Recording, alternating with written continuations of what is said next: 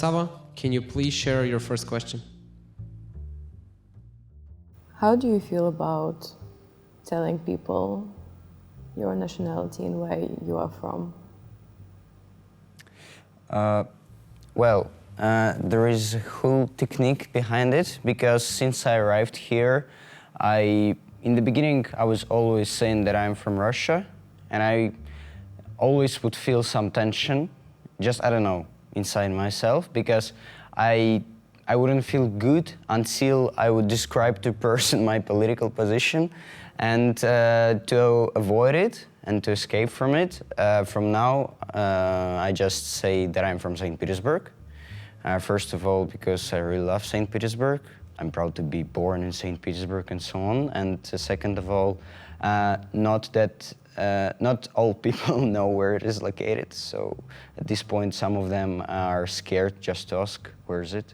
So they don't know. But at the same time, if I think about it really in detail, I don't think there is nothing bad in saying that I'm from Russia, because Russia is a beautiful country. I love Russia, and I feel nothing bad about it, because if you're from Russia, it doesn't mean that you support everything that's happening. You can, that's not how you determine yourself.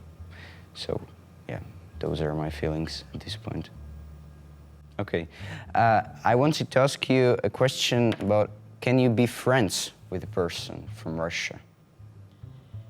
Well, the situation is that that friendship that I looking for, the connection and understanding and closure in general, unfortunately, I don't think that is possible for me, because it's just mentally very hard. Because for me, it's like a living, walking trigger in front of me all time, it's all time just giving the time to again think about it, what is going on. But of course, I don't see the enemies in all Russians. I can understand that there are a lot of kind and wise and very beautiful people there. And I'm not going to provoke or dominate or cause the conflict. But I don't think that to share secrets and to become very close, I don't think for me it's unfortunately possible, at least for now. This is how I feel now, because the conflict is still going on and it's just hard. Yeah. When did you first become aware of the invasion, and how did you react on it? I actually remember first day of war really in detail. I just woke up, I had school, so I woke up pretty early, and I just took my phone and I saw lots of notifications from news channels and Telegram, and there was a huge title, Putin started war. And I was shocked, absolutely shocked, because we had been discussing it with everyone, with my friends, but with my relatives, but no one believed that it would actually happen. Because it seemed impossible to actually start war with Ukraine. Of course, there were some conversations about it, because the United States were warning Ukraine and the world that the war might start soon. But no one believed it, so when I woke up and I saw the news, I didn't believe it. And I think the biggest emotion that I felt was anger, because I felt like I'm only 17, I can do nothing. I'm completely against it, and now the future of my country is spoiled. My future might be as well. Because I also already applied to the university in Netherlands, and I don't know what would happen. And then I remember how I was getting to school. For example, I went to the bus and I entered the bus, and I just felt so weird, because everyone was so silent there. I don't know, it was such a weird emotion, because everyone was just silent. It was just like a normal day. And for me, it was something really weird. And I think I even left the bus. I couldn't be there. I don't know. Yeah, and I think, of course, fear. Of course, I was scared for my family, for myself. Yeah. Luckily, I don't have any relatives in Ukraine. My grandpa was born there, but he lives in Russia now.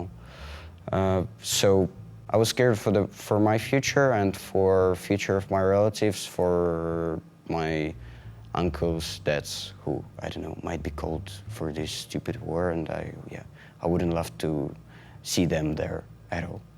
So this is my spectrum of emotions that day. So you said that your grandfather was born in Ukraine. Yes. So you have genes. Yeah, my mom's father was born in Odessa. Not in Odessa, actually, close to Odessa. And I have, actually, my mom's part of family mostly all from Ukraine. And my mom was spending like her childhood there. So, and we actually were discussing for a long time that we really want to go there, to Odessa especially, with my grandfather, just to check the place where he was born. But yeah, now it seems impossible, of course, unfortunately. Yeah. Yeah, unfortunately, for me as well. Yeah.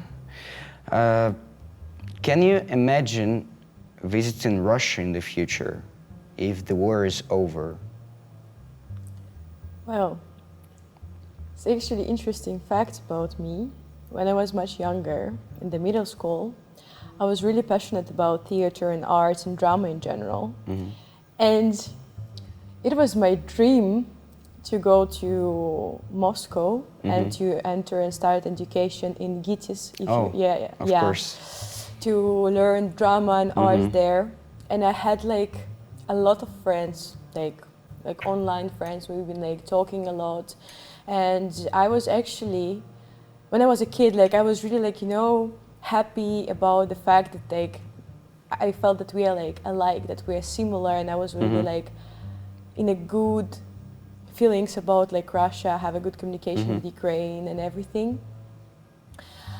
But I'm not sure, but it seemed to me when I was like small kid, I even was in Russia when I was, I think, and I was in Moscow once. I just remember that like my grandparents been visiting Russia like a lot, actually, my granddad. And I still can say that your country is beautiful and well developed in a way. But after the war started, unfortunately it happened that I lost the connection with all my friends and I don't have relatives there. So for now, my answer is no. Okay. Because I don't see for now the clear reason why I should go there, for what, to... Yeah, kind of makes sense. Yeah. Not for tourism, definitely. No. At this point. No, Yeah. tourism, Yeah. I mean, you're always welcome in St. Petersburg, if I'm there. Oh, it's a beautiful city. It's It's very beautiful. Yeah, it's I'm not gonna lie. Yeah. No. Okay. What problems did you or someone you know faced after the war started? Luckily, I don't have any relatives who are at the war at the moment. Yeah, simply because I'm lucky one. But I know people who have relatives in the war. I know people who basically lost their second part of the family who lives in Ukraine. Either they don't talk to them, either for some unfortunate reasons as well. So I know that war influenced a lot of families in this way. For me personally, the only influence was that I wanted to live Russian. So, yeah. What did you feel on the morning of 24th of February? Well, we woke up really early in the morning because it started like around 4 in the morning, around like 4 or 5. We heard a lot of like, noise, like, cars and like screams, people, like just the noise. And my mom woke up because of the call of my friend who just called her, like, yeah, Natasha, like my mom's name, like, wake up, the war started. And at the beginning, you're just like, okay, like, what do you mean? We also like had gossips about that, but none of us believed it, like, because I was thinking about like, okay, what type of war? Because you know the word, what does it mean, right? But still you know the word, but still you cannot clearly understand what does it mean. And I was thinking about like during the, like, you know, the time in our life when people exploring space, the eyes, like creating things and all of this. I was thinking about technological war, or innovative war, or economical war, but not the war that's happening right now. And I always remember that, like, for me at the beginning, I was like kinda, it's all blurry a little bit because we've been in such panic and rush, we didn't know what to do. But at the beginning I was kinda chill. But when me and my mom, we went inside the car and we started like going somewhere and we saw a tank on our street. It was from our army, but still the tank and all these cars with like soldiers, guns, bombs, shots, rockets. After a while started, I realized which type of war is coming. And after that I got really scared. After that, I was asking myself, okay, what next? Where I'm going to end up? What is going to be with my family? What is going to be with my friends when I see them? What is going to, like, is Ukraine is still going to remain Ukraine? And how it will end up? And after that, like, all the thoughts are going to eat you from inside. And actually, when we've been trying to leave the country, we happened under the, like, bomb attack. We saw like fight planes and like explosions and like bombs. Our car was literally jumping. And I remember that my mom like was driving as crazy fast, the fastest, like, I think she's very accurate with that, but that time. And I remember that I was carrying my rabbit and I looked at her like in tears, and like honestly during that moment I thought that, yeah, that's all. We are not going to escape it. This is my fucking end. But luckily, I'm here, as you see, I'm alive. So we escaped these tragic consequences. But it's scary. It's really scary.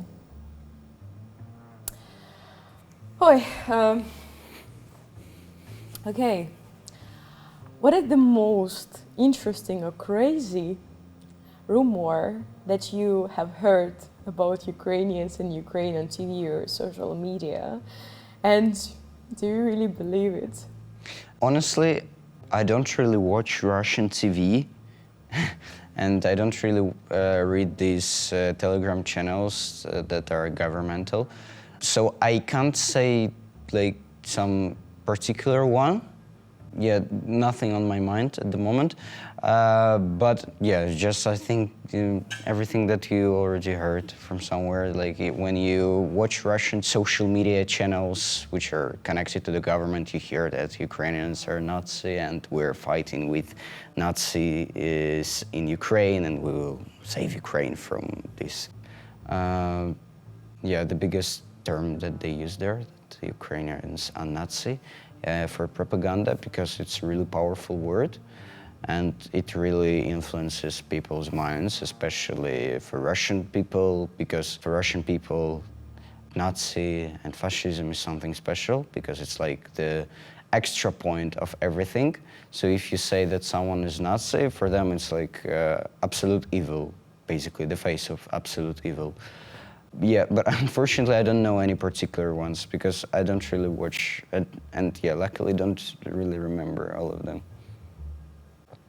What do you think about people getting used to the war? Did you get used to the war? I don't think it is ever possible to get used to it. I mean, it's forced because what can I say about my people? We're all very positive and we still going to spread the happiness and we are really strong. That's why people in Ukraine who are still in Ukraine, they're living their lives, they're going out, they're smiling, they're joking, celebrating like holidays and everything.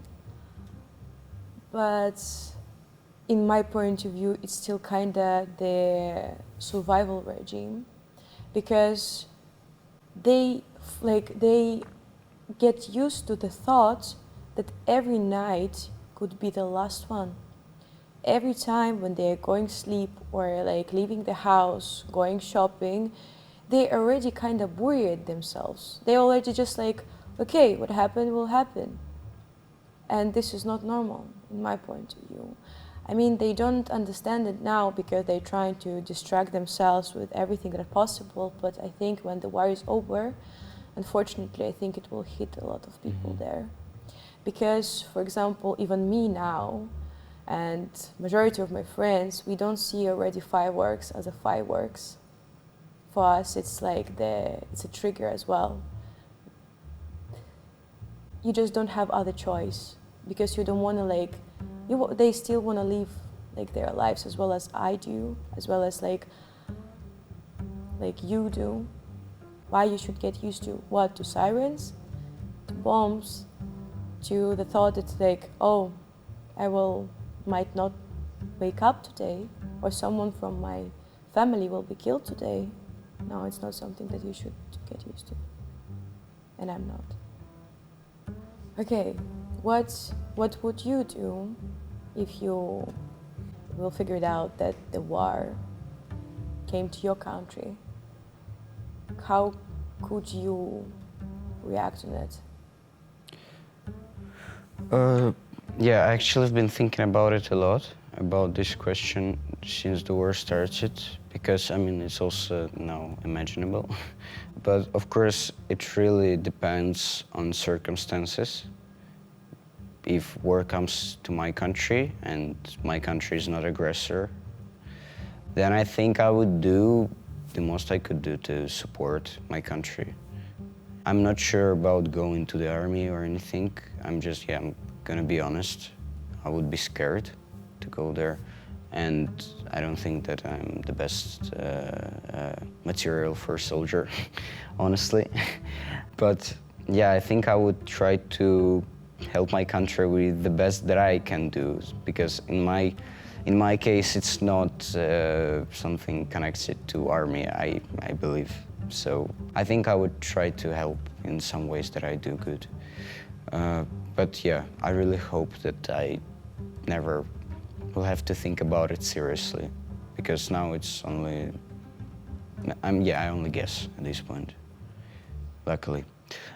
The next question that I have here is, how do you feel about families who are falling apart because of the war? So, for example, one part of the family is in Russia, another one is in Ukraine, and some of these parts just stop talking to each other and families fall apart because of it. Well, unfortunately to say, but in my point of view, it's crazy stupid.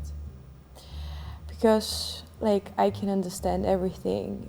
From our side, we do have our truth. From your side, you do have your truth. But it's still like family. And it is, I can even share my experience. I had a very close friend. We've been friends for 6 years online. We never saw each other physically, but like we've been really close to. And when the war started, of course, like we've been checking each other. And I wrote her that like, yeah, this is the situation. Like we like under the bombing attack right now. Like there is a sound, sirens.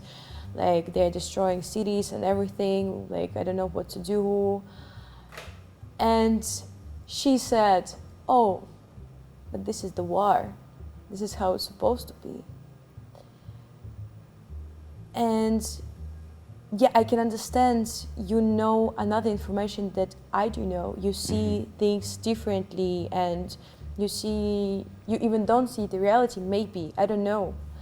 But at the same time, how can, like, we are friends, like, this is still the connection, this is still like about empathy, this is still about understanding and about like values, it's about human values, it's about life. Because yeah, politics is interesting and politics is important and serious topic, but what about like human being? Like it's about life.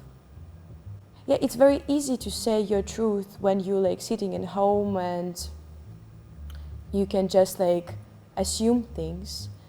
But I am the one now who is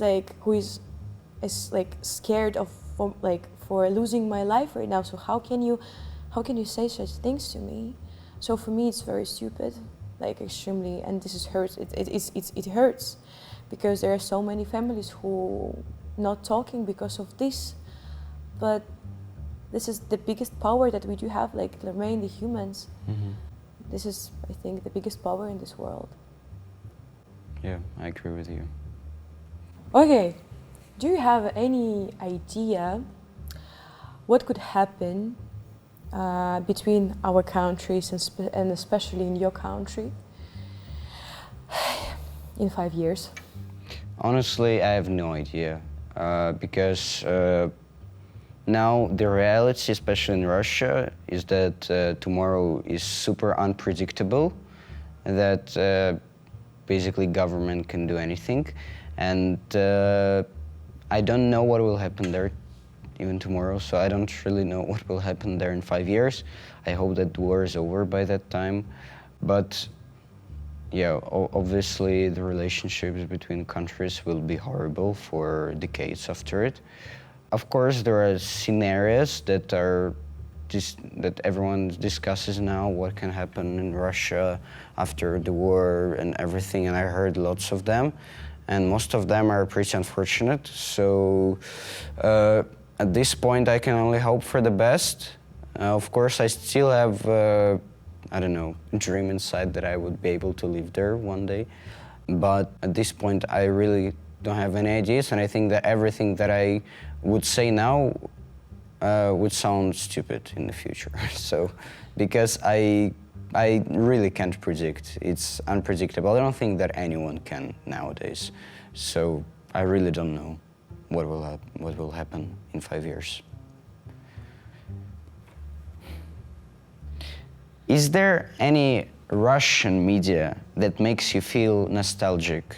Maybe something that you were enjoying while you were a teenager or maybe during your childhood ages?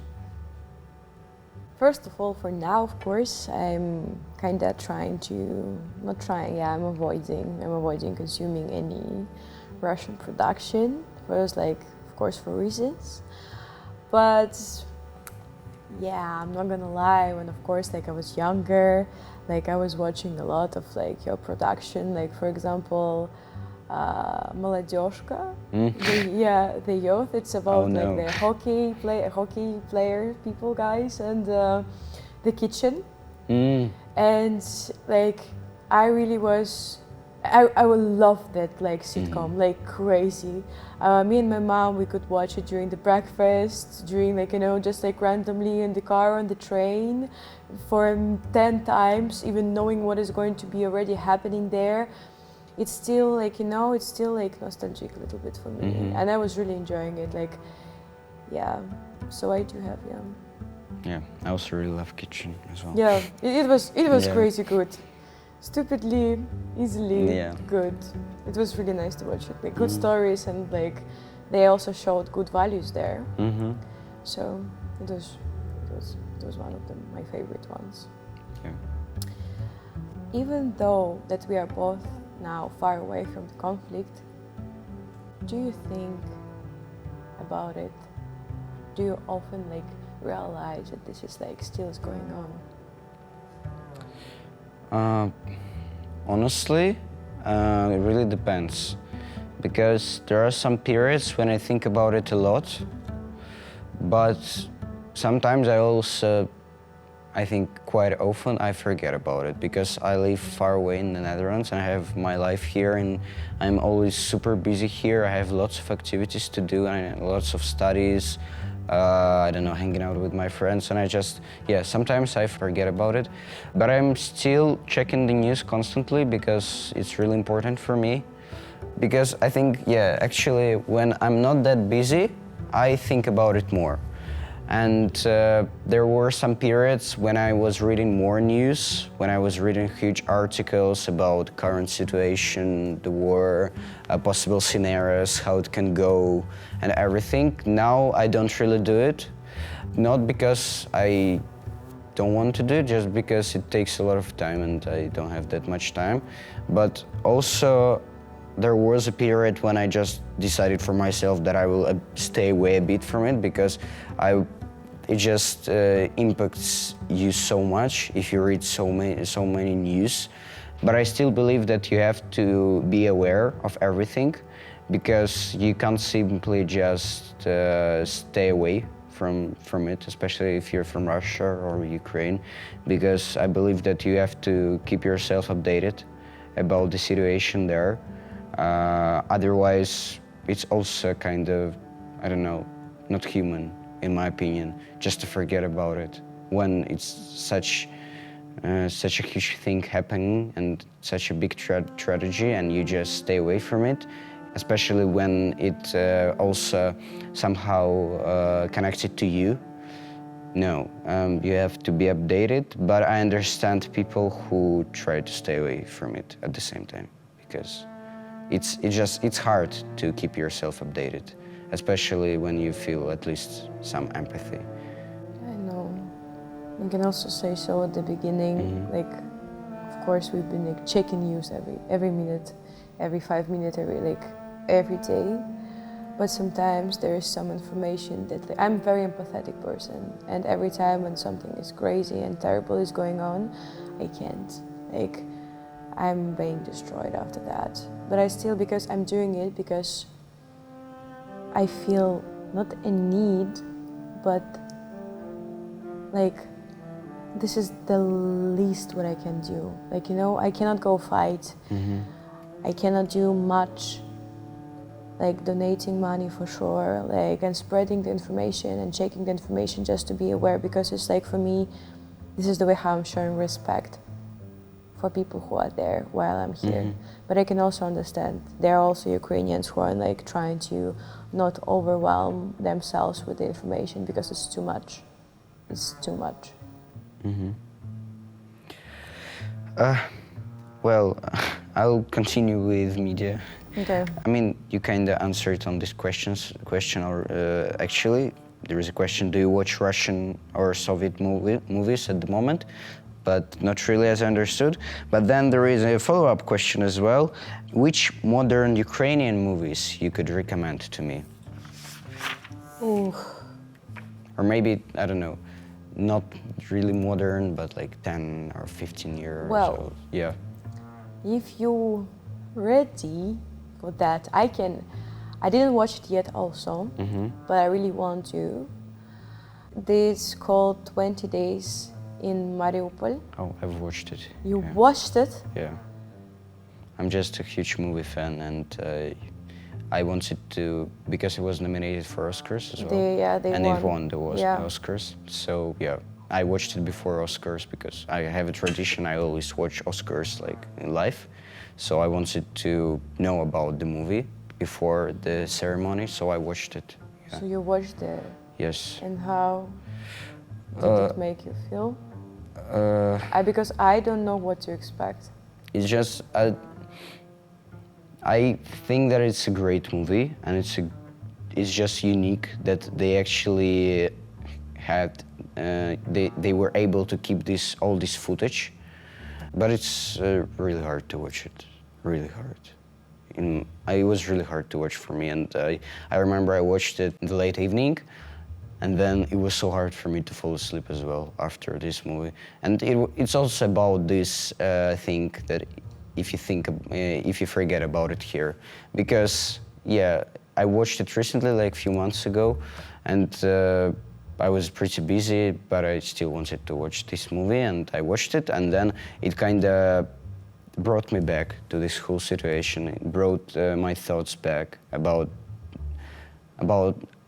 yeah, the main question that I had after this movie is that how unfair this situation is just to civilians, people who have no connection to this political conflict, and how unfair. And of course, I was making some parallels if that would happen with my family, and I think, yeah, they would destroy me. And the footage that I saw there, some videos, yeah, that they made, it's a piece of art, and I believe that it's a must-watch movie for everyone, for people in Europe, for people from the United States, from all around the world. Just first of all, simply because it's a really good documentary, and yeah, second of all, because it really shows you what is happening there. Even though it's only 20 days and it's only the beginning of war, so we have no idea what was happening there afterwards.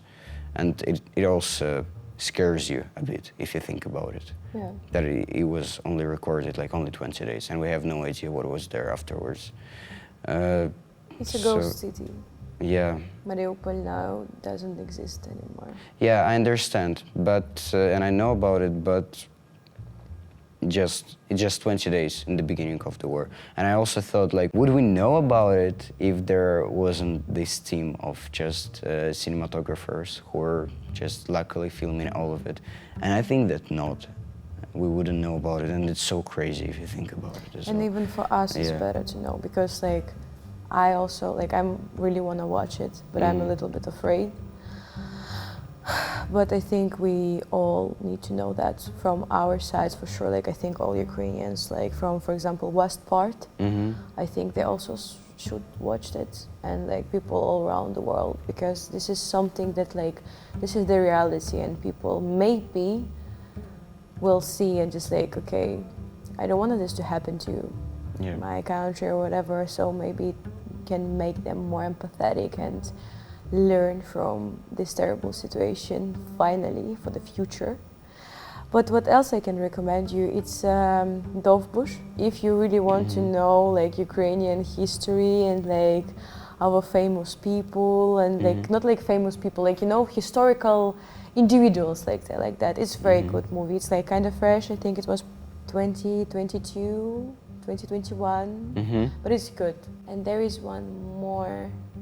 I'm not sure. It's also related to the war, and I'm not sure if it's already out, but it's called Bucha.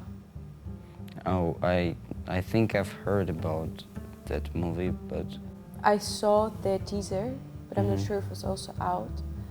But I really don't know. I think if you liked Mariupol, I think you will also like Bucha. And on YouTube, you can watch the Year. It's also I watched it, yeah, with Yeah. Zelensky. Yeah, I watched it. It was really interesting. Yeah. Yeah. So there is actually everything that like you can like insights from our like, you know, soldiers and like the head of soldiers, all these like people. So yeah, but Dovbush and Stop the Earth. It's art house a little bit. It's about the. I'm not going to spoiler, but it's a good one. They also won some award. I'm not sure when, but it was a good one. It's about teenage and girl, like it's interesting. I also know, I think I heard about the movie about the animals and pets during the war. I think it's made by Pushkin. Yes. Yeah, yes. I think I also saw a trailer of it or something. But It's I not haven't watched out it. yet, Oh, okay. but it's Yeah. it's supposed to be also sad, but yeah. Thank you for movies. They're showing the reality. Yeah. Okay, what do you think people from my country and people from your country could do in general after the war to understand each other, to hear each other, and to not continue to have, like, you know, this mental and human, like, you know, approach war? There is no word, like, you know, it's over, but like, what do you think we can do? I think here we can just look back at the history at this point, and I think that I really hope, and I believe that it will happen eventually in Russia, but just country needs to reflect on the whole situation and people should understand and should see the truth, because simply nowadays they don't see the truth, and most of them don't. And they should pay their price, including money, for things that were done. I think that's the best what we could do, because if we look at Germany, for example, after Second World War, I know how much reflection do they still do about this whole situation, even though it was like 70 or already, 80 years ago? Yeah, almost 80 years ago. And they still do so much reflections in schools, everywhere. They have monuments, and they know that they're guilty in this situation, and they know that it was a mistake, and they make sure that it will never happen again. I just know because of my personal example, because I'm actually Jewish, and my grandfather, before the war, for sure, he was receiving every year, I think, around 3,000 of euros from Germany, because he lost part of his family because of the Holocaust, and it's insane. He was receiving this money like still, because it was like 8 years ago, and they were still paying this money. I think that might be the solution. Just a general reflection on the whole situation and paying the price for it, of course. Okay, I continue with media. Are there any Russian music artists whose music you like? For example, Noise MC or Zemfira or Monetочка, I don't know. Well, as I think I told you right now, I'm avoiding consuming anything made by Russia, because for me it's like kind of betrayal, you know, because like why should I do that now when but I'm not gonna lie. Of course, like a lot of music made in Russia has a strong association with the best time of my life. The high school and the middle school, the first parties, the first alcohol, the first romance, drama, and everything. I do have a lot of like memories connected with the song Pink Wine, Feduk. And this is like, yeah, it's unfair to hide the fact that like during that time I was really happy, and this song had like a lot of, you know, connection with the past and memories and all the things. I was a big fan of Basta and Skriptonit. And like the Skriptonit, it was also one of the best memories. Like I was in a concert a lot of time. I was visiting the real concert with Basta and Skriptonit. And as well, I know that Max Korsch, he's not Russian, he's Belarusian, but still, his music was so alive. It was cheering me up every time when I was listening. So I can say that like for now, I'm not listening to it, but a lot of music from your country bring a lot of amazing memories and events in my life, and I was really happy during that time. So yeah. Yeah, that was my last question. I don't have any questions anymore. Yes. I don't have Yeah. question anymore left. And I'm really respecting you for watching the 20 days in Mariupol. It's brave to face it, to see it. Yeah, even I didn't do it yet. So thank you for that. It's really powerful movie. Yeah, thank you for this conversation. It was really interesting actually. Yeah, it was really interesting to see your point and see your side. And now I see you and I hear you. So how do you feel after this conversation? It actually was really interesting, because I realized for myself that I've never had such a conversation with a person from Ukraine before. I have some Ukrainian friends here, but we've never really talked about the whole situation in such detail conversation. So that was really interesting for me to hear about your experience. And also, it was also important for me to hear about some media information, because I want to see cultural part of Ukraine more as well, and especially the one that is not really connected to the war, because I'm really curious to find this media.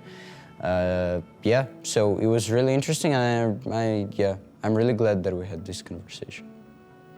Well, for me, of course, it was a little bit more challenging because of, not because of talking to you, but about like how might it make me feel.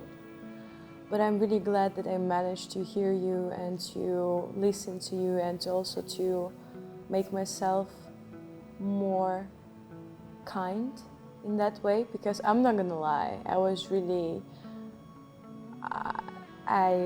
trying to avoid any like connection with like people from Russia, and I didn't want to know their part. I didn't want to even hear, but it was really interesting experience for me as well. So yeah, now I can understand you guys more, and it also like made me even more empathetic and understanding towards people in general, and I think it's a huge growth. So yeah, thank you. Thank you. What did you learn from this conversation? Remain human, and forgiveness, I think, and open-mindedness is the key. Yeah, at this point, war is a terrible thing, but it always shows the best of the human. So it shows the real human always. So if a human, if human doesn't have any feelings, doesn't have any empathy, then they will show it during the war. If human is a hero, then you will see it during the war. So at this point, even though it's terrible, but I believe that it reveals actual humans' characteristics and character traits that you wouldn't even imagine before that. So I believe that, I completely agree with you at this point. Just be human and try to understand both sides and try to not be aggressive towards each other because, conversation helps, as we found out. Thank you guys. Thank you very much.